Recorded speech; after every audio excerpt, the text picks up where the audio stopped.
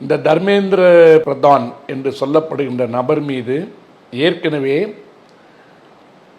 சமூக ஒற்றுமையை கெடுக்கின்ற விதமாக இரண்டு குழுவினருக்கு எதிரே பகை மூட்டுவதற்காக பேசுகின்ற பேச்சின் காரணமாக முன்னால் இருந்த இந்திய தண்டனை சட்டம் பிரிவு 153A கீழே 5 வழக்குகள் இதுக்கு முன்னாடி பதிவாயிருக்கு. இந்த மாதிரி விரோதத்தை கக்கிற மாதிரி பேசுகிறதே இவங்களுக்கெல்லாம் வேலைன்றதுக்கு இது ஒரு உதாரணத்துக்காக சொல்கிறேன்.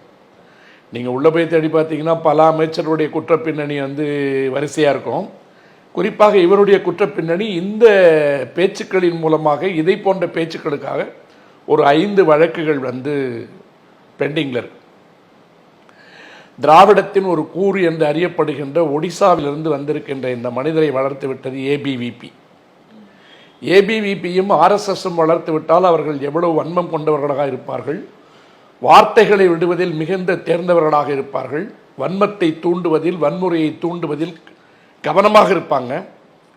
அது திருப்பி அடிக்கிறாங்கிறது தெரிஞ்ச உடனே டமால்னு காலில் விழுந்து மன்னிப்பு கேட்பாங்க. இது இவங்களுடைய பரம்பரை ரத்தத்தினுடைய அணுக்கூறு.